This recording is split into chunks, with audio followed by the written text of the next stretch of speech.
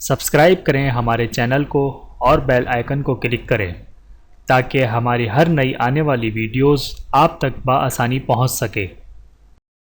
اعوذ باللہ من الشیطان الرجیم، بسم اللہ الرحمن الرحیم۔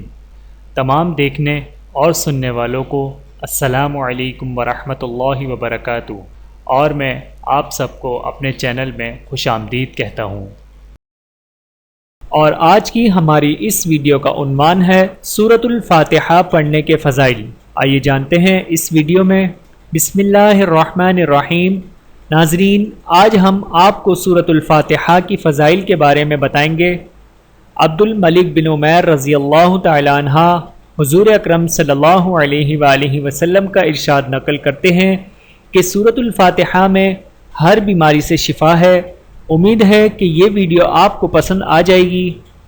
نمبر 1، سورۃ الفاتحہ کو سر کے درد کے لیے پیشانی پر ہاتھ رکھ کر پڑھیں۔ اول و آخر درود شریف پڑھ کر دم کریں، انشاءاللہ سر کے درد کا خاتمہ ہوگا۔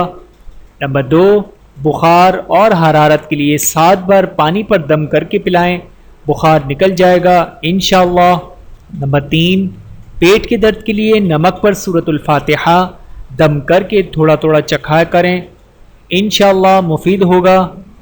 نمبر 4، فتح یابی کے لیے سورۃ الفاتحہ کو 11 بار پڑھ کر اپنے کام کو جاری رکھیں، انشاءاللہ کامیابی ملے گی۔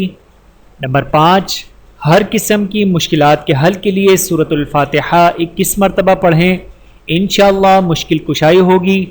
نمبر 6، اگر زوجین کے درمیان محبت نہیں تو 21 مرتبہ سورۃ الفاتحہ کو کسی میٹھی چیز پر پڑھ کر چند ایام تک زوجین کو کھلا دیں، انشاءاللہ آپس میں محبت پیدا ہو جائے گی۔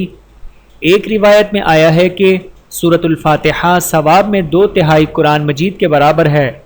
سورۃ الفاتحہ اسم اعظم ہے، ہر مطلب کے لیے پڑھنی چاہیے۔ اللہ تعالیٰ عمل کرنے کی توفیق عطا فرمائیں، آمین ثم آمین۔ ویڈیو دیکھنے کا بہت شکریہ۔ مزید ویڈیوز دیکھنے کے لیے ہمارے چینل کو سبسکرائب کریں۔